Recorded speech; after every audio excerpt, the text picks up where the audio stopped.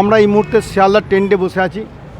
প্রতিবারই দেখি কেউ আসুক চে না আসুক, হুমায়ুন কবির আমাদের জেলার অন্যতম বলিষ্ঠ নেতৃত্ব, মুর্শিদাবাদ জেলায় যাকে বলা হয় সিংহ, যার কথাতে 1 লক্ষ লোক আসতে পারে, এমনই তার হিম্মতদার এমএলএর নামই হচ্ছে হুমায়ুন কবির। তিনি সবসময় কর্মীদের পাশে থাকেন, তাই আজকে এই টেন্টে এসেছেন। উনি প্রতিবারই আসেন, একবার করে আসবেনই, এসেছেন। হুমায়ুন দা, তুমি তো এসছো, কি কবে এলা তুমি? আমি তো বৃহস্পতিবারে এসেছি সন্ধ্যাবেলায়। তো কালকে শুক্রবার ছিল, আজকে শনিবার। আমি কলকাতাতে আছি। আমাদের যে সমস্ত লোকজন তারা এখনও আজকে সকাল থেকে অনেক গাড়িতে বিভিন্ন ট্রেনে তারা বেরিয়েছে, আসছে সন্ধ্যা হয়ে রাস্তায়। এবং কালকে ভোরবেলাতেও কিছু বাস, কিছু ছোট গাড়ি, সবাই বিক্ষিপ্তভাবে মুর্শিদাবাদের বহরমপুর সাংগঠনিক জেলার অন্তর্গত যে 13টা বিধানসভা এবং 16টা ব্লক, বিভিন্ন ব্লক থেকে আমাদের কর্মী সংখ্যা 30 থেকে 35 হাজার। আমাদের বহরমপুর মুর্শিদাবাদ সাংগঠনিক জেলার 13টা বিধানসভা এলাকা, 16টা ব্লক থেকে, 16টা সরাসরি ব্লক এবং তার সঙ্গে টাউন ধরে প্রায় 21-22টা সাংগঠনিক ব্লক আছে। সেই সব ব্লক থেকে 30 থেকে 35 হাজার মানুষ কলকাতার শহীদ দিবসে সেন্ট্রাল এভিনিউতে এসে পৌঁছাবে। দাদা, তোমার বিধানসভাতে কজন আসবে মনে করছি তুমি?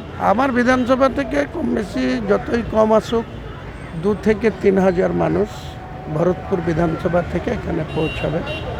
বিভিন্নভাবে এসে গিয়েছে অনেক লোক, আরও রাত্রির মধ্যে নামবে। এই 7:30টায় একটা ট্রেনে নামবে, 8:15 একটা ট্রেনে নামবে। এছাড়াও বেশ কিছু ছোট গাড়ি তারা রাস্তায় NH-30 ধরে, কিছু বর্ধমান দিয়ে বিভিন্ন গাড়িতে মুভমেন্ট হয়েছে, তারা আসবে। রাত্রি 9টা-10টার মধ্যে অনেক মানুষ এসে পৌঁছে যাবে।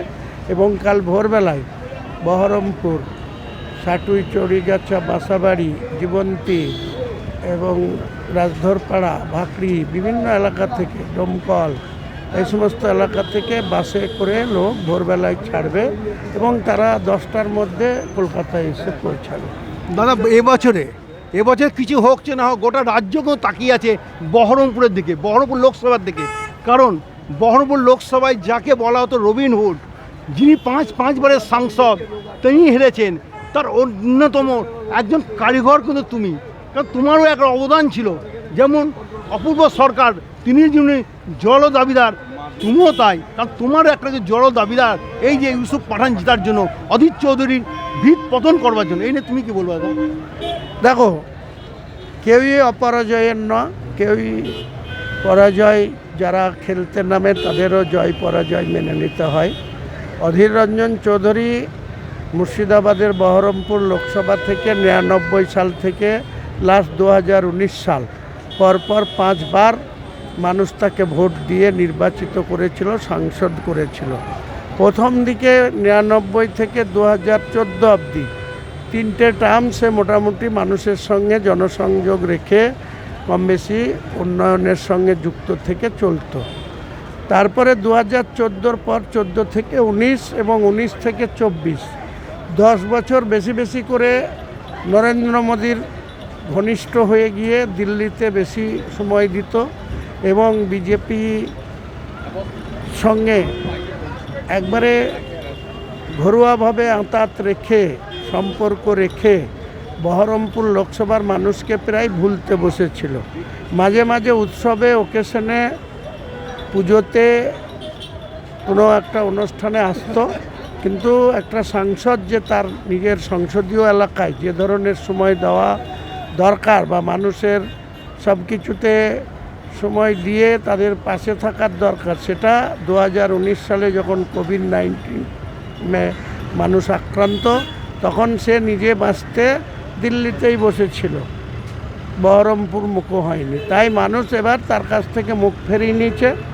তবুও সে 4,39,000 ভোট পেয়েছিল, এটা বিশাল ভোট। বিজেপি যেটা সব থেকে 2019 সালে মাত্র 1,43,000 ভোট পেয়েছিল, যে কৃষ্ণ জোয়ারদার, তার জন্য অধীর চৌধুরী 2019 সালে 80,000 ভোটে জিতেছিল। তাহলে 19 সালেই বিদায় হয়ে যেত অধীর চৌধুরীর। চতুর্থবারের জন্যই তিনি এমপি ছিলেন, পঞ্চমবারে আর এমপি তিনি হতেন না। কিন্তু সেটা 2024-এ এসে মানুষ তাকে প্রত্যাখ্যান করেছে, তার পরাজয় ঘটেছে। এমনকি তিনি অনেক বড় বড় কথা বলেছিলেন, মমতা ব্যানার্জিকে চ্যালেঞ্জ করেছিলেন, অভিষেক ব্যানার্জিকে চ্যালেঞ্জ করেছিলেন যে তিনি যদি মমতা ব্যানার্জি যদি ওনাকে হারাতে পারে বা অভিষেক যদি হারাতে পারে বা তার কোনো প্রতিনিধি যদি হারাতে পারে, তিনি রাজনীতি ছেড়ে দেবেন। তো আমরা দেখতে পাচ্ছি যে তিনি রাজনীতি ছাড়ছেন না। কখনো বলেছিলেন হেরে গেলে আমি বাদাম বিক্রি করব, কখনো বলেছিলেন যে হারলে আমি রাজনীতি ছেড়ে দেব। কিন্তু এখন দেখা যাচ্ছে কংগ্রেস কি করবে, কংগ্রেস হাইকমান্ড কি করবে, তার মুখাপেক্ষী হয়ে দিল্লিতে গিয়ে বসে আছে। তো আমরা চাই সে রাজনীতি না ছাড়ুক, রাজনীতিতে থাকুক। সিপিএম যেভাবে 1977 সাল থেকে 2011 সালে 34 বছরের পর যারা অস্তিত্বহীন হয়ে পড়েছে সিপিএম, সেইভাবেই অধীর চৌধুরী আগামী দিনে অচিরেই তার রাজনৈতিক ক্যারিয়ার শেষ হয়ে যাবে, আর কামব্যাক করতে পারবে না, আর বহরমপুরের সাংসদ হওয়া তার জীবন দশায় আর হতে পারবে না।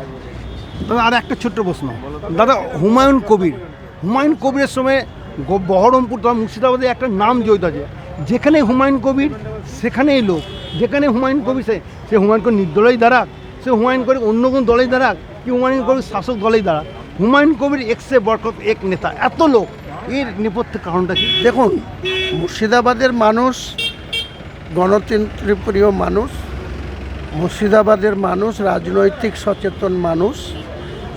আমরা সকলেই জানি যে মুর্শিদাবাদের একটা ব্যাকগ্রাউন্ড আছে, বিরাট ঐতিহ্য আছে, ইতিহাস আছে, যে এক সময় বাংলা, বিহার, উড়িষ্যা নেতৃত্ব দিত এই মুর্শিদাবাদ থেকে।